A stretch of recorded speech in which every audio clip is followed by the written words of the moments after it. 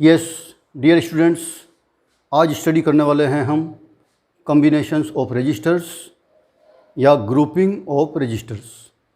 जिस तरह से कैपेसिटर की ग्रुपिंग या कैपेसिटर का कॉम्बिनेशन पढ़ा था हमने सीरीज और पैरेलल कॉम्बिनेशन के रूप में, सेम यहाँ भी रेजिस्टेंसेस का या रजिस्टर्स का हम कॉम्बिनेशन पढ़ेंगे। तो सबसे पहले स्टार्ट कर लेते हैं सीरीज कॉम्बिनेशन। इस पे बेस्ड फिर इसके एग्जांपल के रूप में कुछ न्यूमेरिकल्स करेंगे। पहले सिंपल से कर लेंगे, उसके बाद आगे के स्टेप लेंगे। तो पहले लेते हैं series combination. Combinations of resistors. Number 1 series combination.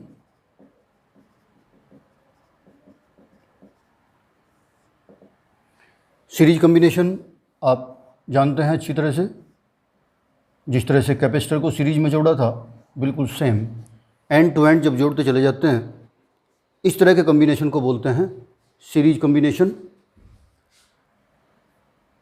जब किसी सोर्स से इनमें पोटेंशियल डिफरेंस इस्टेब्लिश करते हैं, जिन दो पॉइंट के बीच में इनको जोड़ा गया है उन दो पॉइंट के बीच में पोटेंशियल डिफरेंस V इस्टेब्लिश करते हैं, तो तीनों रेजिस्टेंस इस सोर्स से कुछ करंट ड्रॉ करते हैं। मान लीजिए करंट I है। अब करंट को जाने का और कोई रास्ता तो है नहीं कि साइड में दूसरा कोई रेजिस्टेंस यहाँ से बाईपास से कोई करंट जाने का रास्ता होता, लेकिन ऐसा है नहीं। इसलिए सीरीज कॉम्बिनेशन में सेम करंट फ्लो होगी। जब कैपेसिटर जुड़े हुए थे तो सीरीज में सब पे सेम चार्ज था, क्योंकि वहाँ भी चार्ज को जाने का कोई रास्ता नहीं था, तो वही चार्ज सब पे स्टोर हो गया था, चाहे किसी की कैपेसिटेंस ज़्यादा थी चाहे किसी की कम थी। यहाँ भी करंट सेम होगी, चाहे कोई रेजिस्टेंस बड़ा हो चाहे कोई छोटा हो। तो अगर ये रेजिस्टेंस R1, R2, R3 थे तो सब में करंट तो हुई सेम। अब अगर मैं ओम्स लॉ के हिसाब से इनके अलग अलग पोटेंशियल डिफरेंस निकालूं, पहले वाले रेजिस्टेंस का, सेकंड वाले का, थर्ड वाले का, तो पोटेंशियल डिफरेंस का फॉर्मूला तो ये था V = IR। अब अगर मैं पहले वाले का पोटेंशियल डिफरेंस निकालता हूँ तो V1 = होना चाहिए IR1। उसी तरह से सेकंड वाले का क्या हो जाएगा, V2 = IR2। करंट सेम है लेकिन रेजिस्टेंस डिफरेंट है, इसलिए पोटेंशियल डिफरेंस सबका सेम नहीं हो सकता। करंट तो सेम थी ही, गलती से पोटेंशियल डिफरेंस हम सेम नहीं कहेंगे। और तीसरे रेजिस्टेंस का हो जाएगा I × R3। और तीनों ये जो पोटेंशियल डिफरेंस है अलग अलग रेजिस्टेंस के, इनको फिर हम बोलते हैं टर्मिनल पोटेंशियल।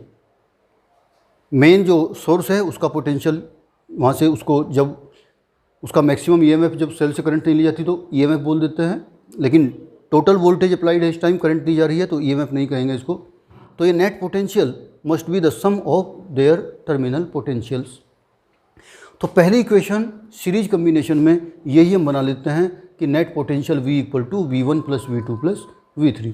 एक बार थोड़ा सा इनको लिख देंगे कि let 3 registers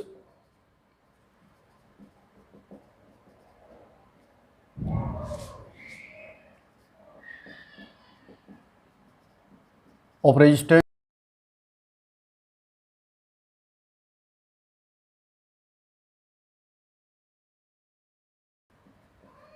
are connected in series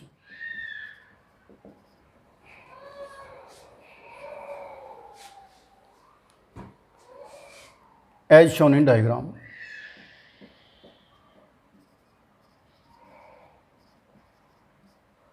ये अपनी कॉपी पे नोट्स बनाते रहेंगे, मैं थोड़ा सा इसीलिए टाइम लग जाता है इसमें करने में।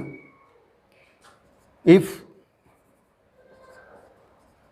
Current I flows by a source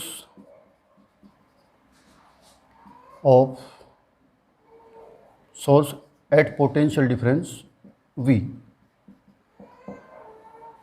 then net potential difference V = V1 + V2 + V3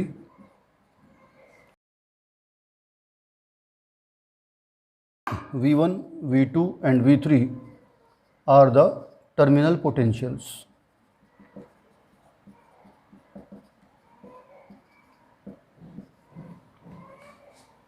Because current I is the same in series combination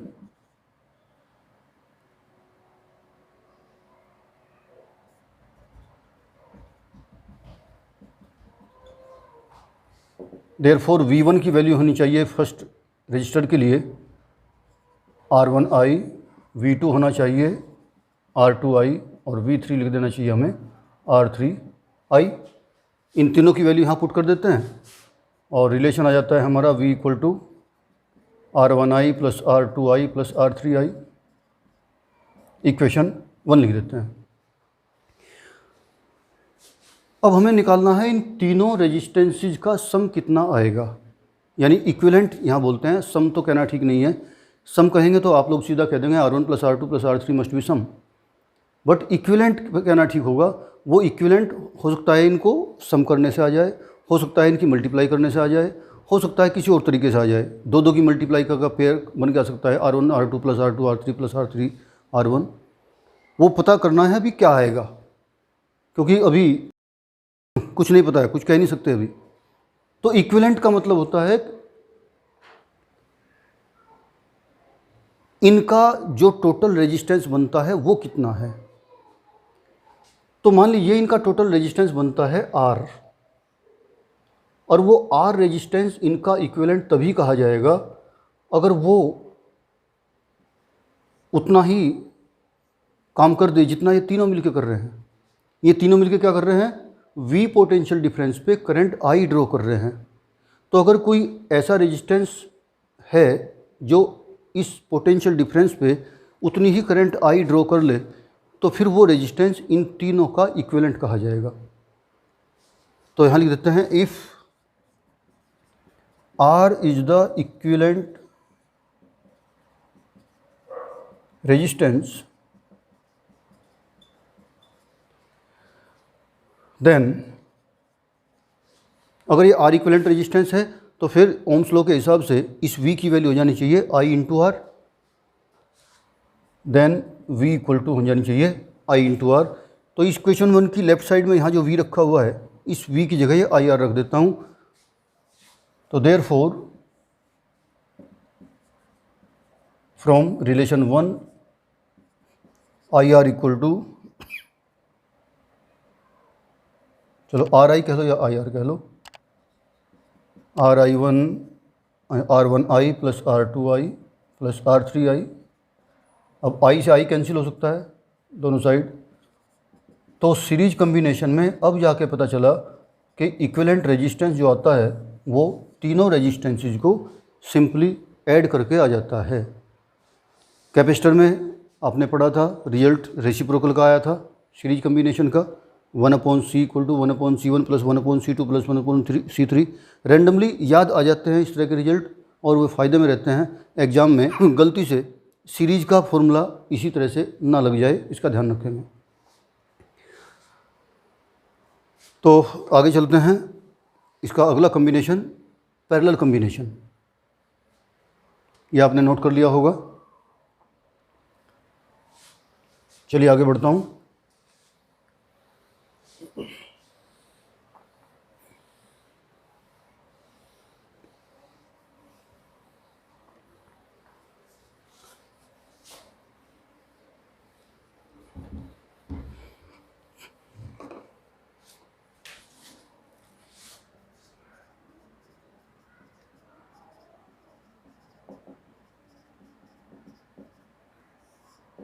parallel combination concept वही है बिल्कुल कि दो रेजिस्टेंस हैं, जिस तरह से दो कैपेसिटर हमने पढ़े थे, उन दोनों का एक एंड एक पॉइंट से और दूसरा एंड दूसरे पॉइंट्स पे अगर हम कनेक्ट कर दें तो इस तरह के कम्बिनेशन को हम बोलेंगे पैरेलल कम्बिनेशन।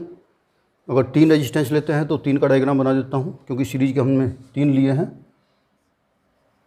तो यहाँ भी 3 ही बना देता हूँ। ये 3 रेजिस्टेंस हमने पैरेलल में जोड़ दिए हैं इस तरह से।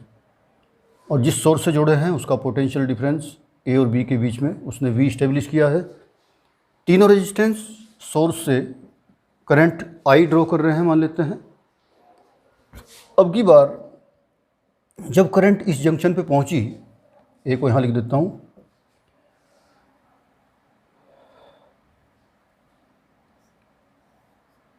ये बी, तो अब करंट के जाने के तीन रास्ते हैं। सीरीज कम्बिनेशन की तरह ऐसा नहीं है कि एक ही रास्ता करंट को जाने का है, अब की बार तीन रास्ते हैं। ये रेजिस्टेंस R1, ये R2, ये R3। अब करंट जितना ज़्यादा रेजिस्टेंस होता है उतनी ही करंट वीक हो जाती है।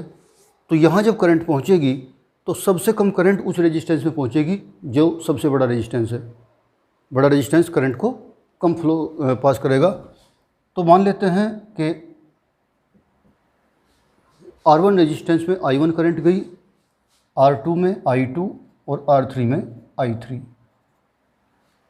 रेजिस्टेंस के हिसाब से उनमें करंट गई, ज़्यादा रेजिस्टेंस में कम और कम रेजिस्टेंस में ज़्यादा। तो इस तरह से यहाँ मेरी इक्वेशन पहले वाली यहाँ बननी चाहिए, I = I1 + I2 + I3। Simple है बिल्कुल। अब चलो आगे बढ़ जाता हूँ, बस पहले वही बातें लिख लेंगे एक बार कि let R1, R2, R3 registers are connected in parallel as shown in diagram. Let this combination draws current I at potential difference V and current in registers R1, R2, R3 is I1, I2, I3 respectively। इतनी बातें लिख के और मैं आगे बढ़ जाता हूँ। Therefore net current I must B I1 + I2 + I3। ये मेरी फर्स्ट इक्वेशन बनती है।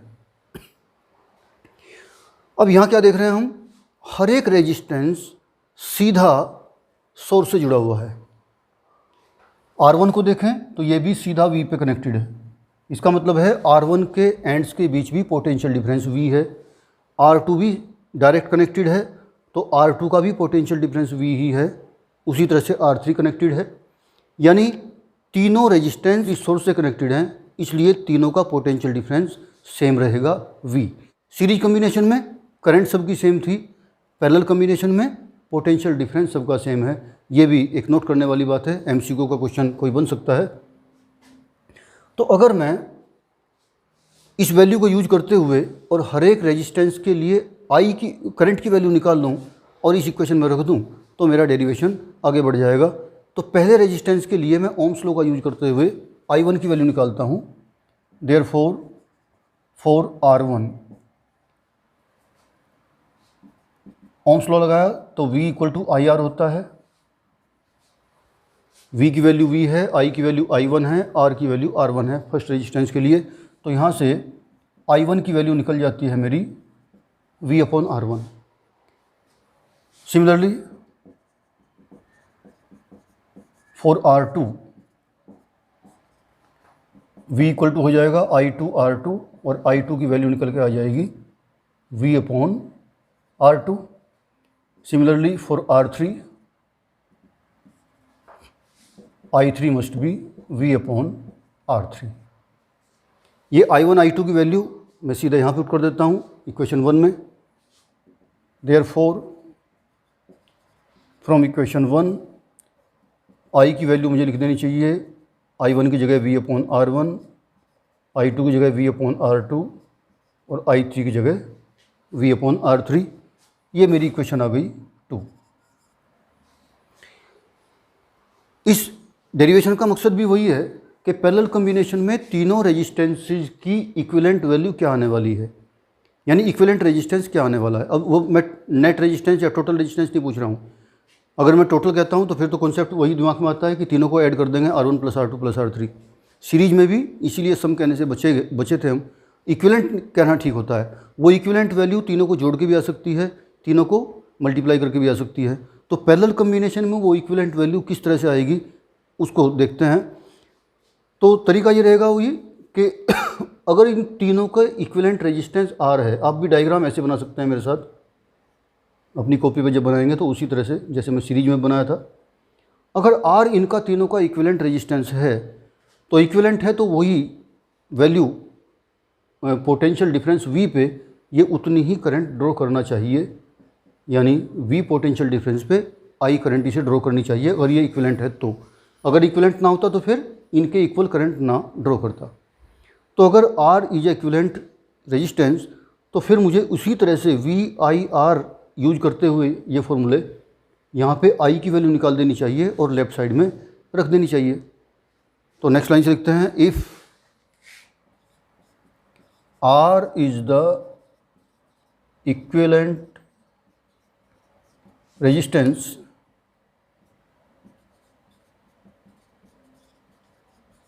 Then I must be V upon R, और ये वैल्यू मैं इक्वेशन 2 में पुट कर देता हूँ, यहाँ कर देता हूँ। Therefore from equation 2 left side में I की वैल्यू रखता हूँ V upon R, right side में हो जाता है मेरा V upon R1, V upon R2, V upon R3, और V कैंसिल होने के बाद ऊपर 1 1 रह गया होगा, तो मेरा रिजल्ट आ जाता है 1 upon R equal to 1 upon R1 plus 1 upon R2 plus 1 upon R3। तो ये पता चला जाके कि पैरेलल कम्बिनेशन में जो टोटल रेजिस्टेंस आता है वो इस तरह के फॉर्मूले से निकल के आएगा, न कि सीधा सीधा जोड़ के। तो यहाँ पे बड़ी इम्पोर्टेंट बात एक समझ में आती है कि अगर पैरेलल में रेजिस्टेंस जुड़े हुए हैं, मान लीजिए R1 1 ओम का है, R2 100 ओम का है, R3 1000 ओम का है, तो तीनों का जो इक्विवेलेंट वैल्यू आएगी वो 1000 से भी बड़ी आनी चाहिए, या 1000 और 100 के बीच में आनी चाहिए, या 1 और 100 के बीच में आ जानी चाहिए। तो अगर जब हम रख के देखेंगे तो बहुत ही अच्छा आंसर आएगा कि उसकी वैल्यू 1 से भी छोटी आने वाली है। पैरेलल कम्बिनेशन की ये बात याद रखने वाली है कि पैरेलल कम्बिनेशन में जितने भी रेजिस्टेंस जुड़े हुए हैं उन सब का इक्विवेलेंट रेजिस्टेंस सबसे छोटे वाले से भी छोटा आता है, याद रखेंगे इसको। चलिए अब इसके कुछ न्यूमेरिकल लेते हैं, और पहला न्यूमेरिकल लेते हैं सीरीज कम्बिनेशन पे बेस्ड। तो क्वेश्चन इस तरह से है कि 3 रेजिस्टेंस हैं अपने पास, बहुत ही सिंपल क्वेश्चन है। 2 ओम, 6 ओम, 12 ओम, तीनों रेजिस्टेंस एक सेल से जुड़े हैं।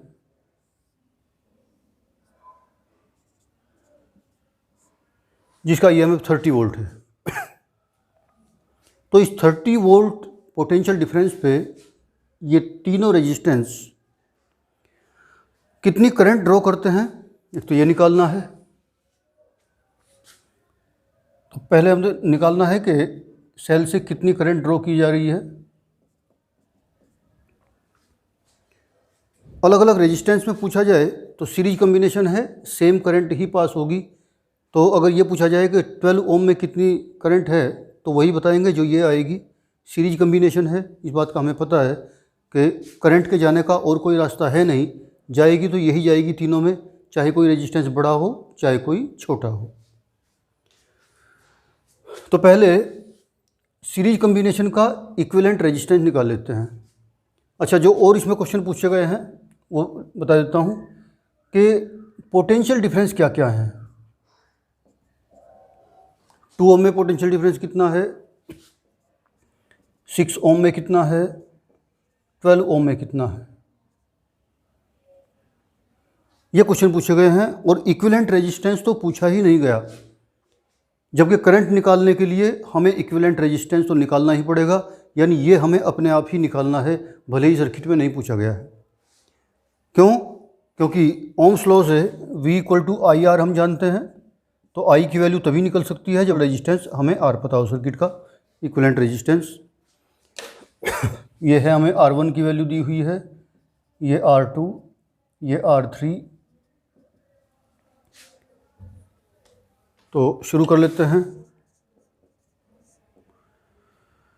Because in series equivalent resistance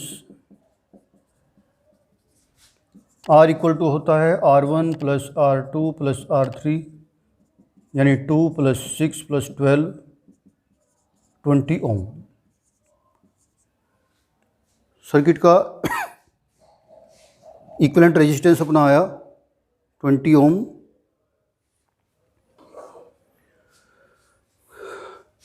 total resistance मुझे पता है। अब मैं चाहूँ तो इसका इक्विवेलेंट सर्किट अगर बनाऊँ तो ये सर्किट मेरा हो सकता है।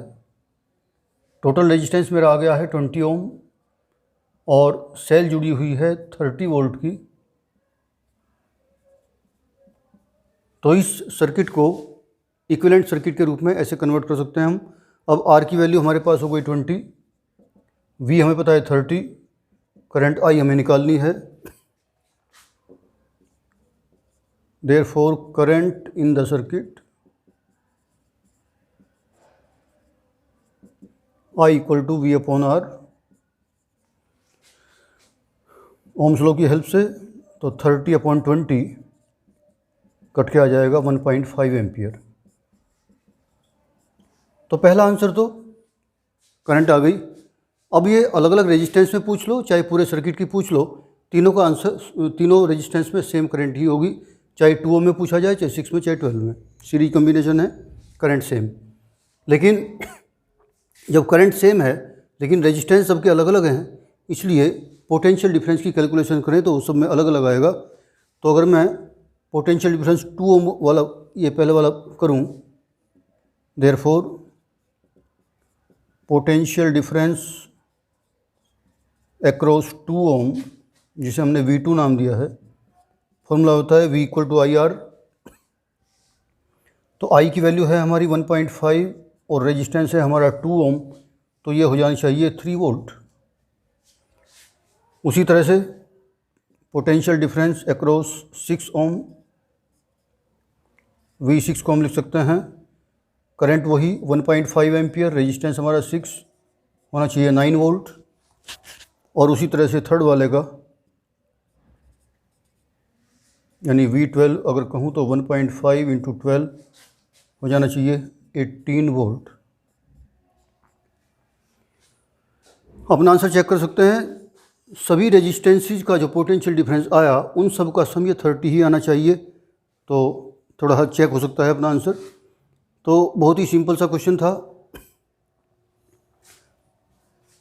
नेक्स्ट क्वेश्चन लेते हैं। ये आपने नोट कर लिया होगा या आप स्क्रीनशॉट ले लीजिए या वीडियो को थोड़ा पॉज कर लीजिए यहाँ पे। वैसे क्वेश्चन इतना ज़्यादा हार्ड नहीं है, बहुत ही सिंपल है। नेक्स्ट क्वेश्चन लेते हैं।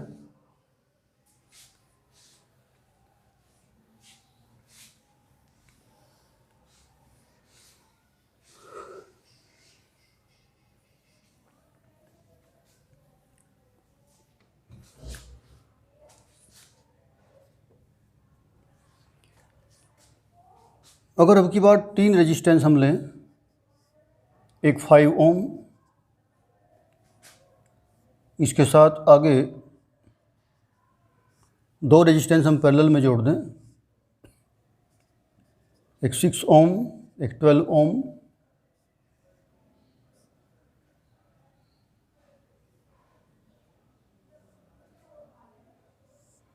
और यहाँ हम कोई सेल जोड़ देते हैं।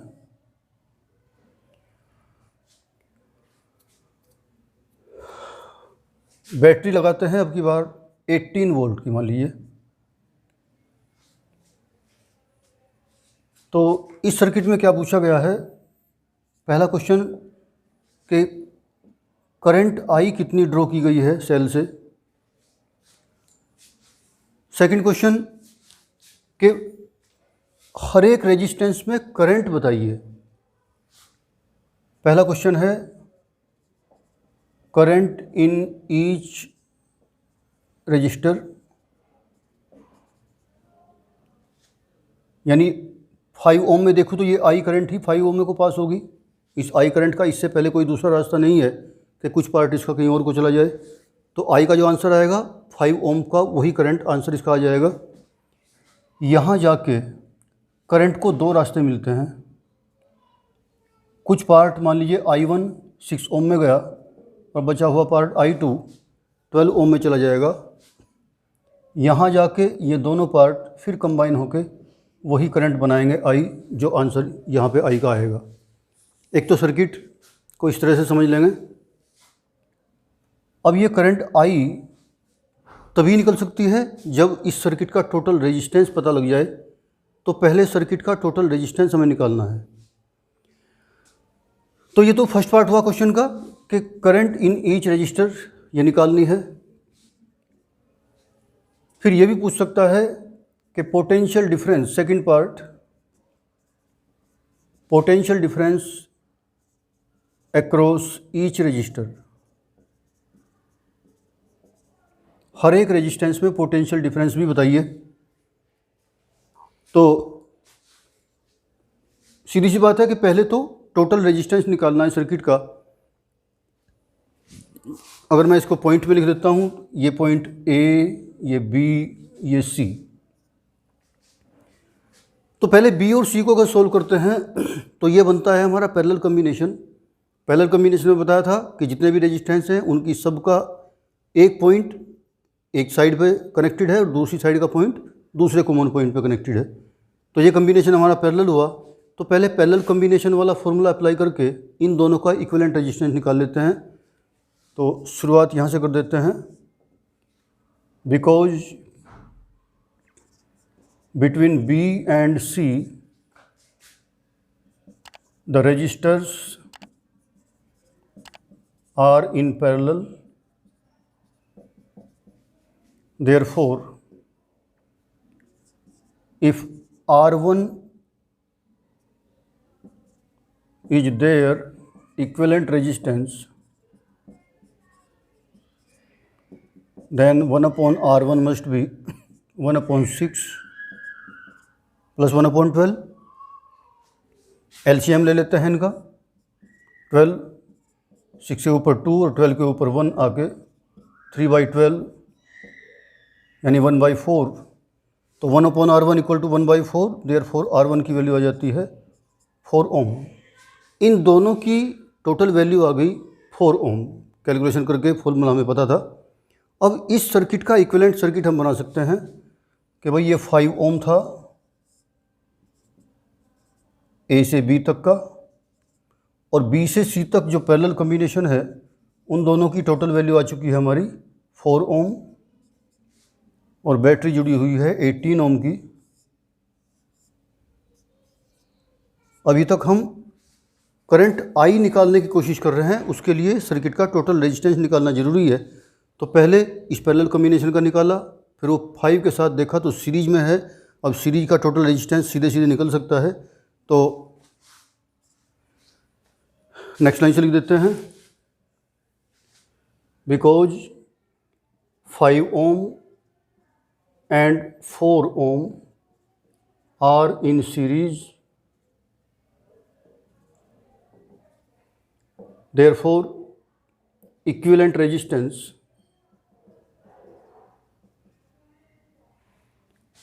A से लेके C तक का टोटल रेजिस्टेंस। अब ये A था यहाँ पे, ये B और यहाँ पे ये C। तो A से लेके C तक का टोटल रेजिस्टेंस तो यानी equivalent resistance between A and C। तो अगर इसको नाम R दिया जाए तो 5 ओम तो ये है अपना, और 4 ये आ गया, तो हमारा हो गया 9 ओम। टोटल सर्किट का रेजिस्टेंस आ चुका है। जब टोटल रेजिस्टेंस आ चुका हो तो फिर हम तो इस वोल्टेज को टोटल रेजिस्टेंस से डिवाइड करके इससे चलने वाली टोटल करंट निकाल सकते हैं। तो therefore net current in the circuit,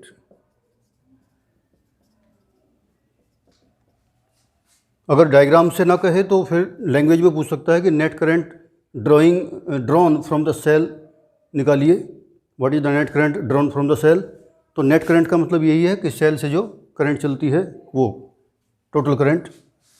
तो I इक्वल टू फॉर्मूला वही लगाया V/R, Ohm's law, V equal to IR से I इक्वल टू निकल गया हमारा V/R। V की वैल्यू हमें दे रखी है 18 ओम और टोटल रेजिस्टेंस हमारा आ गया 9। तो 2 एम्पियर करंट इस सेल से यहाँ से ड्रॉ की जा रही है। तो यहाँ से चली है 2 एम्पियर करंट। हमें हर एक रजिस्टर में करंट पूछी गई थी, तो क्योंकि ये 2 एम्पियर 5 से पास होके जाएगी ही जाएगी और कोई रास्ता यहाँ पे है नहीं, इससे पहले यहाँ जाके 2 रास्ते हुए हैं, तो इसलिए 5 ओम की करंट की वैल्यू आ चुकी है, यही रहेगी। तो देयरफॉर हमारा एक आंसर आ चुका है।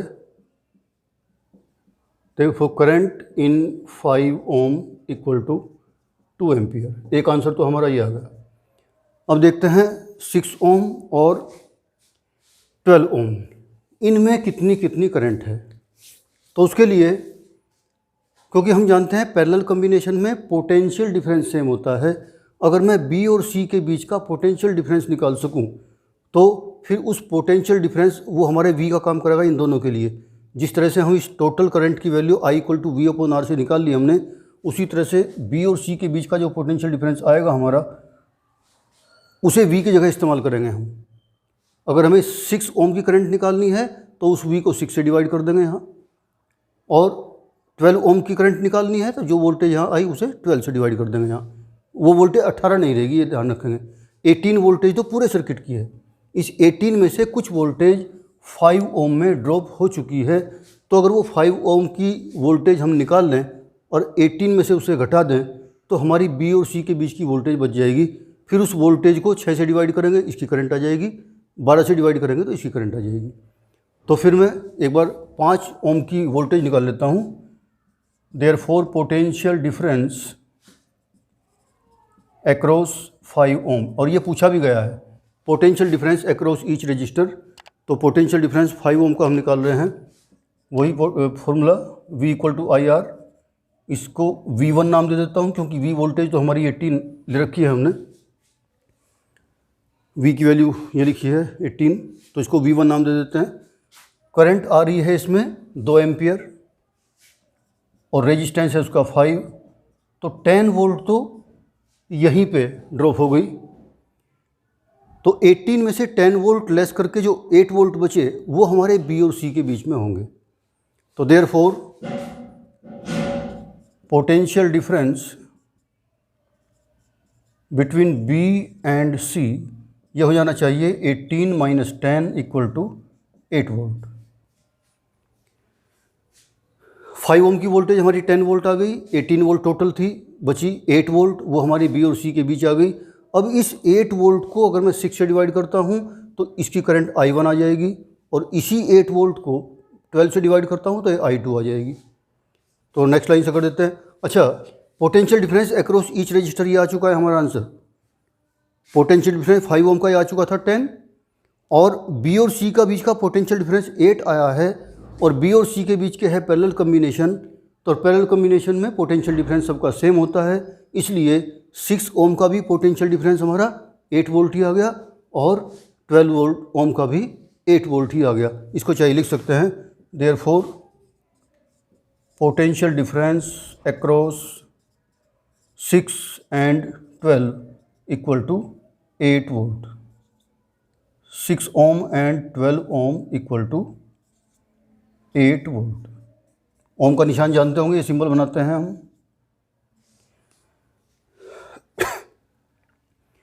अब इनकी अलग अलग करंट निकालनी है तो सीधे कर देते हैं। तो देयरफॉर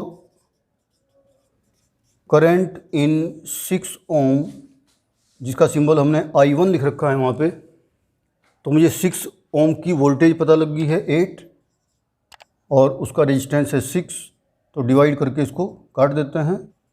तो 4/3 एम्पियर तो आ गई हमारी 6 ओम में जाने वाली करंट। और उसी तरह से करंट इन 12 ओम यह आ जाएगी हमारी I2 इक्वल टू वही 8 वोल्ट, इसकी भी है पैरेलल कॉम्बिनेशन में वोल्टेज सेम। तो 8/12 4 से कट जाएगा अब की बार, तो आ जाएगा 2/3 एम्पियर। तो सिंपल क्वेश्चन है बिल्कुल। एक बार फिर इसको मैं रिवाइज करा देता हूँ। पहले इस डायग्राम को देखते हुए टोटल करंट पूछी गई। टोटल करंट तभी निकल सकती है जब टोटल रेजिस्टेंस निकाला जाए। तो पहले इस पैरेलल कॉम्बिनेशन को सोल्व करके इसका रेजिस्टेंस आया 4। ये 4 रेजिस्टेंस 5 के साथ सीरीज में है, ये सीरीज सर्किट दोबारा बना दिया और सीरीज का टोटल निकाल दिया हमने 9 ओम। पूरे सर्किट के 9 ओम रेजिस्टेंस से टोटल वोल्टेज 18 को डिवाइड करके 2 एम्पियर हमारी करंट आ गई, ये 2 एम्पियर आई। अब ये 2 एम्पियर पूरी की पूरी 5 ओम में को पास होगी, कोई दूसरा रास्ता नहीं है, इसलिए 5 ओम की करंट का आंसर तो वहीं आ गया, ये लिख दिया मैंने, करंट इन 5 ओम। बाकी 5 ओम की वोल्टेज भी पूछी है तो वोल्टेज भी साथ साथ निकाल दी। और अब ये 18 वोल्ट में से लेस करके जो बची वो बी और सी की दोनों की कंबाइंड वोल्टेज रहेगी, क्योंकि वो पैरेलल में है, तो तीनों की वोल्टेज मेरी एक ही बार फटाफट यहाँ पे आ गई। अब जो पैरेलल कम्बिनेशन में है उनकी जिसकी भी करंट निकालनी हो उस पैरेलल कम्बिनेशन की वोल्टेज को अलग अलग रेजिस्टेंस से डिवाइड किया फटाफट और सबकी करंट निकलती चली गई। तो एक बार अपने आप प्रैक्टिस करेंगे, बहुत ही सिंपल क्वेश्चन है ऐसे, और ट्राई करेंगे अपने आप। नेक्स्ट क्वेश्चन लेते हैं, ये मैं हटा रहा हूँ, मेरे सारे आंसर आ चुके हैं। ये 5 ओम की वोल्टेज भी आ गई, ये 6 और 12 की वोल्टेज भी आ गई, और ये 6 ओम की करंट और ये 12 ओम की करंट, सबके आंसर आ चुके हैं। चलिए नेक्स्ट क्वेश्चन पे चलते हैं।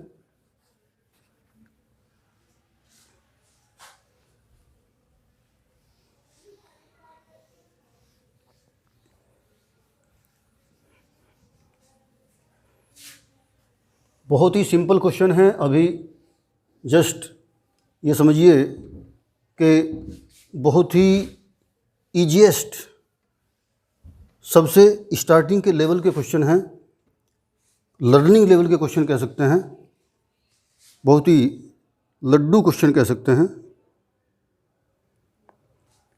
नेक्स्ट क्वेश्चन पे चलते हैं। 3 रेजिस्टेंस हैं, अब की बार तीनों पैरेलल में लेते हैं।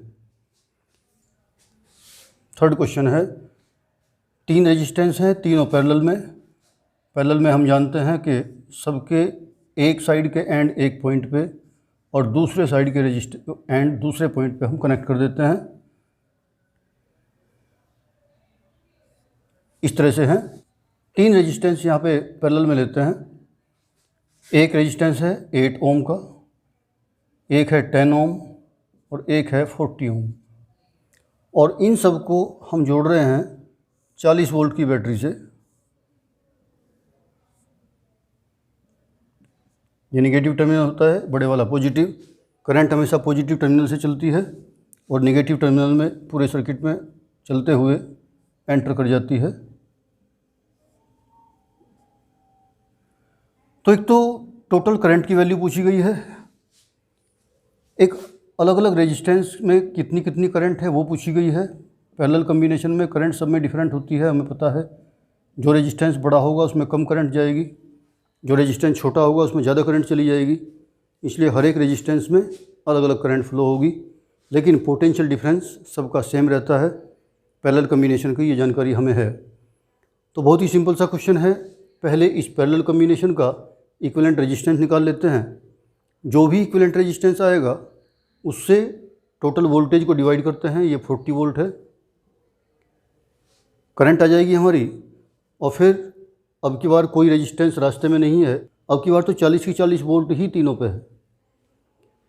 तो अगर इनकी तीनों की इंडिविजुअल करंट पूछी जाए तो सिंपल है कि 40 को डिवाइड करते रहो, सभी की वोल्टेज 40 है, पहले वाले 8 से डिवाइड कर देता हूँ तो ये वैल्यू आ जाएगी 5 एम्पियर।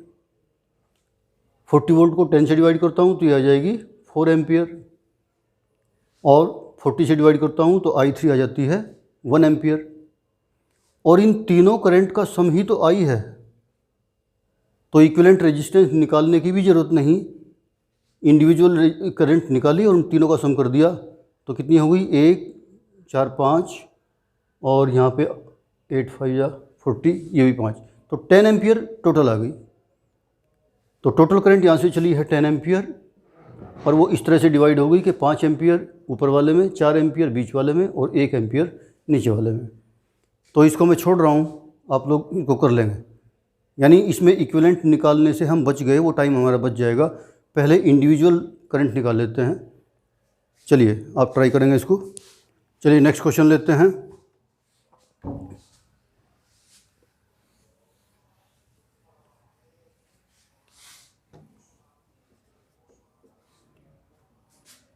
इस तरह से कुछ रेजिस्टेंस कनेक्टेड हैं कि ये 6 ओम और इसके साथ ट्रायंगल की फॉर्म में ये 2 रेजिस्टेंस और कनेक्ट कर दिए गए, ये 2 ओम और ये 4 ओम। एक 1 ओम का रेजिस्टेंस यहाँ पे कनेक्ट किया और अब की बार एक 12 ओम, उसके साथ यहाँ ट्रायंगल बना के नीचे की तरफ ट्रायंगल बना दिया। अब की बार ये 7 ओम और ये 5 ओम, इस तरह से। और इसमें जो सेल जोड़ी गई है वो 40 volt,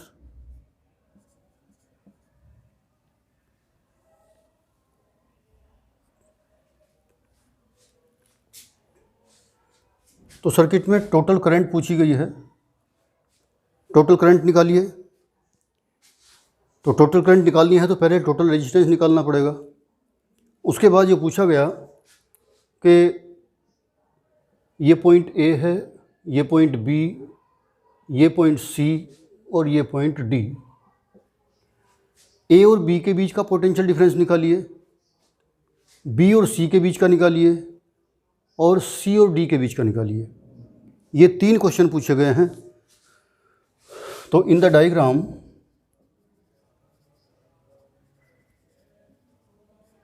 find out,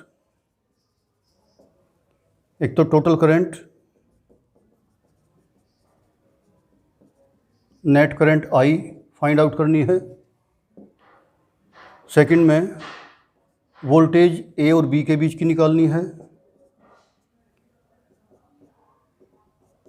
voltage B और सी के बीच की निकालनी है। और फोर्थ पार्ट कह रहा है कि वोल्टेज सी और डी के बीच की निकालनी है। ये 3 क्वेश्चन पूछे गए हैं। तो सर्किट देख के थोड़ा सा बड़ा सा सर्किट लग रहा है, लेकिन कोई बड़ी बात नहीं है, बिल्कुल सिंपल है। थोड़ा सा पेशेंस रखिए। एक बार इस डायग्राम में ये देख लीजिए कि कौन सीरीज में है, कौन पैरेलल में है। देखिए, जहाँ भी कोई जंक्शन आता है वहाँ हमारा पैरेलल कम्बिनेशन स्टार्ट हो जाता है। यानी पीछे से आने वाली करंट को जहाँ भी 2 या 2 से ज़्यादा रास्ते मिलते हैं वहीं हमारा पैरेलल कम्बिनेशन स्टार्ट हुआ।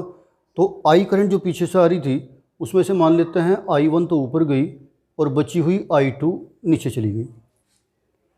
अब ये I1 जहाँ जहाँ इसी वैल्यू के साथ जाती रहेगी, जब तक इसकी वैल्यू को भी डिवाइड होने का कहीं रास्ता नहीं मिलेगा तब तक वहाँ इसको सीरीज कम्बिनेशन कहेंगे। तो I1 2 ओम में को गई, आगे यहाँ कोई दूसरा रास्ता नहीं जाने का, 4 ओम इसके साथ जुड़ा हुआ है सीधे सीधे, यानी ये सीरीज हो गया दोनों का। तो 2 ओम और 4 ओम सीरीज में है और दोनों के सीरीज का सीधा रेजिस्टेंस सीधा जोड़ के निकल सकता है, 2 + 4 = 6। अब ये 6 ओम हमारा इस 6 के साथ हुआ पैरेलल में। देखिए मैं डायग्राम बनाऊंगा अभी। उसी तरह से फिर आगे ये 1 ओम तो सिंगल ही है, इसको अभी छोड़ते हैं। आगे फिर अच्छा, यहाँ ये I1 I2 जो इस रास्ते से आई, I1 इधर से आई, I2 इधर से आई, तो यही टोटल करंट यहाँ बन गई। I यहाँ 2 पार्ट्स में डिवाइड हुई थी, यहाँ दोनों पार्ट्स फिर आके जुड़ गए तो फिर वही I हो गई। यहाँ C पॉइंट पर आते ही फिर 2 रास्ते बनते हैं तो फिर पैरेलल कम्बिनेशन आ गया। मान लीजिए इसमें से I3 इधर गई और I4 इधर गई, यहाँ जाके I3 और I4 फिर कंबाइन हो गई और इनसे फिर टोटल करंट I बन जाती है। तो ये तो सर्किट थोड़ा समझने की ज़रूरत है। तो इसका इक्विवेलेंट सर्किट में बना देता हूँ एक बार। ये 40 वोल्ट की बैटरी है, सेल है। ये 2 जो सीरीज में हैं इनको मैं ऐसे बना दूँ, 2 ओम और 4 ओम, और उनके साथ पैरेलल में ये 6 ओम। वो सीरीज में है, ट्रायंगल की फॉर्म में ना जोड़ के तार ही तो हैं, ऐसे ना मोड़ के उनको ऐसे मोड़ दीजिए। तो ये हमारी इधर को जाने वाली हो जाएगी I1 और ये हो जाएगी I2।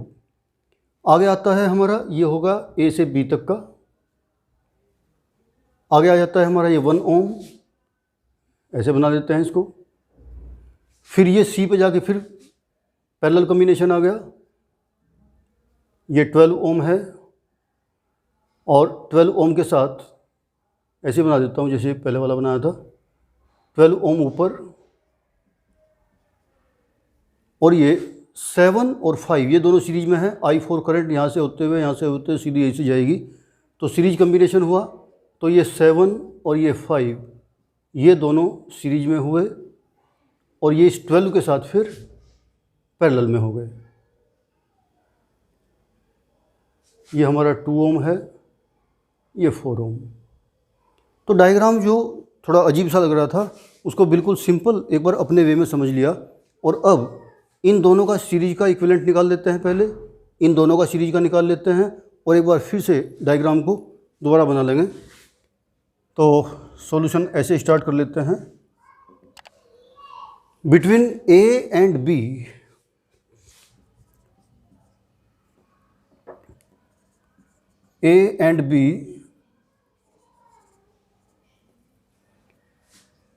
To ohm and 4 Om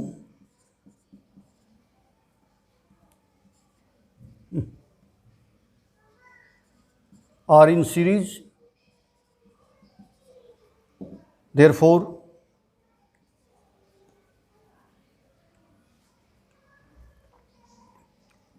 their equivalent resistance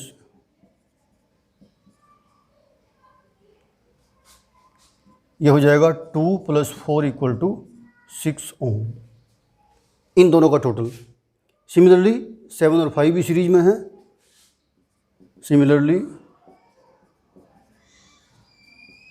between C and D, ये हमारा D है यहाँ पे, between C and D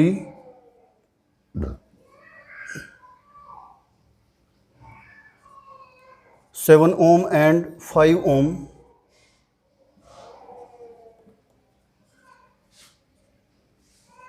are in series, therefore their net resistance हो जाएगा 7 + 5 = 12 ओम। तो पहले जो कोई सीरीज कम्बिनेशन में थे पहले उनको सोल्व किया और अब इस डायग्राम को दोबारा से अगर मैं बनाऊं तो ऐसे बन सकता है। 6 ओम ऊपर दोनों का हो गया, 6 ओम ये सिंगल नीचे हो गया, बीच में ये 1 ओम, उसी तरह से ऊपर भी यहाँ पे 12 और नीचे भी 12।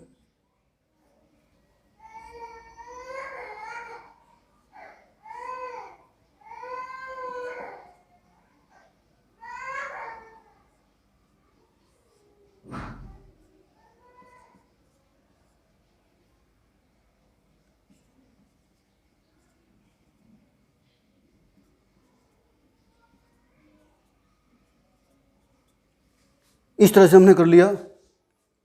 इन 2 + 4 को 6 कर लिया, इस 7 + 5 को 12 कर लिया। डायग्राम थोड़ा सा चेंज हुआ।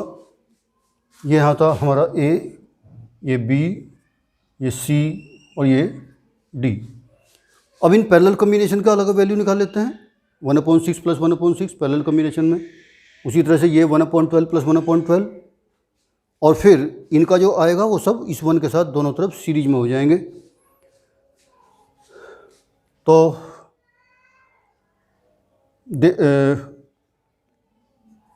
Between A and B in parallel combination, थोड़ा लैंग्वेज लिख देता हूँ, between A and B parallel combination है, देयरफॉर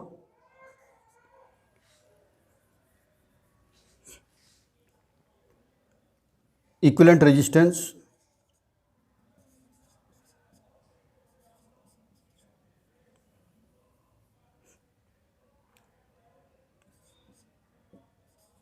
इफ R1 उसे मान लेते हैं हम। A और B के बीच अगर इक्विवेलेंट रेजिस्टेंस हमारा R1 बनता है तो फॉर्मूला इस तरह से लगाना पड़ेगा हमें। 1/R1 = 1/6 + 1/6 यानी 2/6 यानी 1/3। तो R1 की वैल्यू आ गई हमारी 3। उसी तरह से C और D का निकाल लेते हैं। पहले मैं थोड़ा मिटा देता हूँ, ऊपर से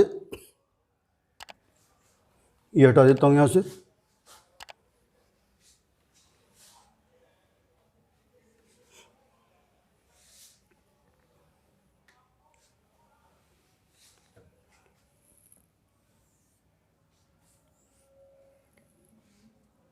because between C and D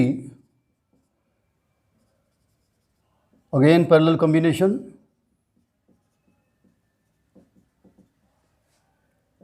if equivalent resistance अगर R2 है वहाँ पे तो पैरेलल कम्बिनेशन को फिर उसी तरह से करेंगे 1/R2 equal to 1/12 plus 1/12। Simple है बिल्कुल, कोई बड़ी बात नहीं है। तो 2/12 यानी 1/6, तो R2 की वैल्यू आ जाती है हमारी 6 ओम। ए और बी के बीच टोटल रेजिस्टेंस यहाँ पे हमारा 3 आ चुका है, सी और डी के बीच यहाँ पे 6 आ चुका है और ये 1। अगर एक और इक्विवेलेंट सर्किट बना दूँ तो ये इस तरह से बन जाएगा मेरा। इन 6 और 6 का इक्विवेलेंट मेरा 3 ओम आ चुका है, ये रहा R1। बीच में हमें 1 ओम दिया है और 12 का भी 6 आ चुका है। तो अब ये तीनों रेजिस्टेंस हमारे सीरीज में है। 40 वोल्ट की ये सेल है इस तरह से। अब इन तीनों का इक्विवेलेंट सीरीज का निकाल के टोटल रेजिस्टेंस हमारा आ जाएगा। तो because now in the diagram 3 ohm, 1 ohm and 6 ohm are in series. So therefore equivalent circuit resistance या equivalent resistance of the circuit, equivalent resistance of circuit are equal to 3 + 1 + 6 10 ohm। तो इस तरह से अपने दिए गए सर्किट का total resistance निकाल लिया। सिंपल है बिल्कुल, सिंपल कैलकुलेशन थी। थोड़ा लिखने में थोड़ा लेंदी सा हुआ है, लेकिन थोड़ा बहुत लिखाई यहाँ पे शॉर्ट में कर सकते हैं, ऐसी कोई दिक्कत नहीं है। तो टोटल रेजिस्टेंस हमारा आ चुका है 10 ओम और टोटल वोल्टेज हमारी है 40 वोल्ट। तो टोटल करंट निकाल सकते हैं सर्किट में, जो टोटल करंट सेल से चली वो कितनी आई। तो therefore net current in the circuit,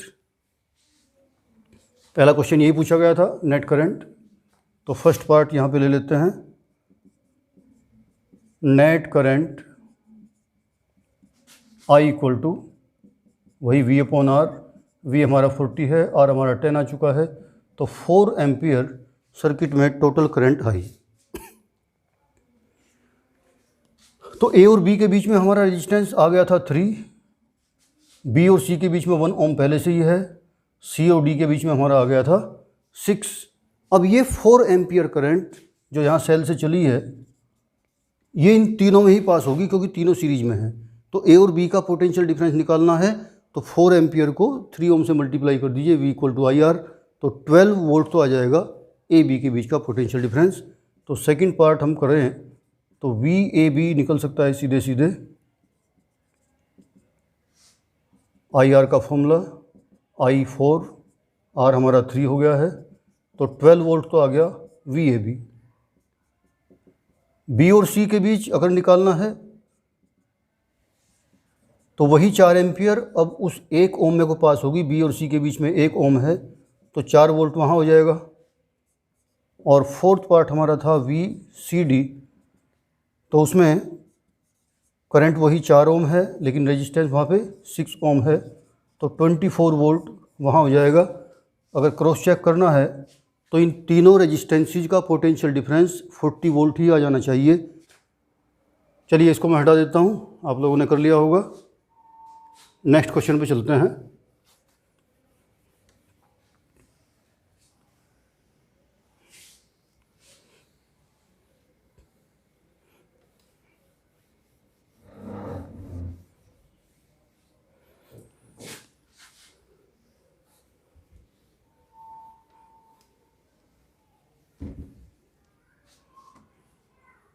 question कुछ इस तरह का है कि ये 10 ओम है, बहुत ही सिंपल सा क्वेश्चन है।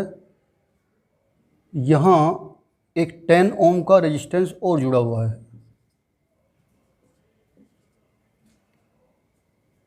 एक करंट इधर गई, एक करंट इधर गई, यहाँ पे पैरेलल कॉम्बिनेशन शुरू हो गया होगा। यहाँ पे 10 वोल्ट की सेल जुड़ी हुई है। तो यहाँ पे करंट मान लीजिए I1 है और यहाँ पे I2 है, दोनों की वैल्यू पूछी गई है कि दोनों करंट की वैल्यू बताइए। या फिर यहाँ पे एमीटर जोड़ देता है, करंट ना पूछ के एमीटर की रीडिंग पूछ लेता है कि एमीटर A1 और एमीटर A2 की रीडिंग बताइए। तो पूछने का तरीका बदल गया है, एमीटर करंट ही पढ़ता है। तो यहाँ से जाने वाली करंट को अगर मैं I1 कहूँ तो I1 ही ये एमीटर A1 पढ़ेगा और यहाँ की करंट I2 को ही ये एमीटर A2 पढ़ेगा। तो जो करंट है वही इसकी रीडिंग हम कह देंगे, यानी करंट की वैल्यू ही वो पूछ रहा है। तो बहुत ही ये बड़ा इम्पोर्टेंट पॉइंट यहाँ पे है। यहाँ पे कोई अगर मैं इसको B लिखूँ, यहाँ पे B लिख देता हूँ, यहाँ पे C, यहाँ पे D। तो अगर किसी रेजिस्टेंस के पैरेलल में कोई रेजिस्टेंस ना हो के कोई कंडक्टिंग वायर ही जोड़ दिया जाए सीधे सीधे, तो ये हो जाता है फिर शॉर्ट। और शॉर्ट होने का मतलब है कि 10 ओम रेजिस्टेंस के पैरेलल में रेजिस्टेंस लगभग जीरो, और जब जीरो रेजिस्टेंस के आसपास इस AD साइड में रेजिस्टेंस होगा तो सारी करंट तो AD में को ही पास हो जाएगी। तो सारी की सारी करंट जो पीछे से आई होगी वो इससे ही पास हो जाएगी और इसमें करंट जाएगी ही नहीं। पैरेलल कम्बिनेशन में मैंने बताया था कि ज़्यादा रेजिस्टेंस में करंट कम जाएगी, कम वाले में ज़्यादा चली जाएगी। रेजिस्टेंस के अकॉर्डिंग करंट डिवाइड हो जाती है। यहाँ दो रास्ते हैं करंट को जाने के, तो कम रेजिस्टेंस इधर को है, करंट उधर को निकल गई। यहाँ रेजिस्टेंस है ही नहीं, जीरो रेजिस्टेंस है, तो करंट इधर को ही सारी निकल जाएगी और इस एमीटर की रीडिंग आएगी हमारी जीरो। बात क्लियर हुई क्या? अगर यहाँ ये वायर हटा दिया जाए तो अब इस एमीटर की रीडिंग आ जाएगी। पहले टोटल रेजिस्टेंस हो जाएगा, ये सीरीज में हो गए अब 20 ओम। 20 ओम से हम 10 को डिवाइड कर देंगे, हाफ एम्पियर हमारी वैल्यू आ जाएगी, तब एमीटर A2 की वैल्यू आएगी। तो इसको मैं दो पार्ट में कर लेता हूँ। यहाँ पे की लगा देते हैं कि ये I1। तो फर्स्ट पार्ट पूछते हैं value of I2 when K is open. जब ये की ओपन है यानी स्विच ऑफ है, यहाँ का सर्किट डिस्कनेक्ट है, तब I2 की वैल्यू बताइए। और सेकंड पार्ट पूछता है कि I2 की वैल्यू बताइए व्हेन K इज क्लोज्ड। दोनों आंसर मैं बता चुका हूँ, आप इसको अपने आप सोल्व करिए। जब ये क्लोज हो जाएगी तो ये सर्किट शॉर्ट हो जाएगा, रेजिस्टेंस जीरो हो जाएगा, सारी करंट यहाँ को पास हो जाएगी, तो I2 हो जाएगा जीरो। और जब ये ओपन थी तो सारी करंट जो सेल से चली है वो यहाँ को पास होगी। सर्किट में रेजिस्टेंस उस टाइम 10 + 10 20 हो जाएगा। 20 ओम से 10 वोल्ट को डिवाइड करके करंट आ जाएगी अपनी हाफ एम्पियर। तो चलिए आज यहीं पे फिनिश करते हैं इसको। आप और क्वेश्चन ट्राई करिए। चलिए बाकी आगे फिर बाद में लेते हैं। Thank you very much.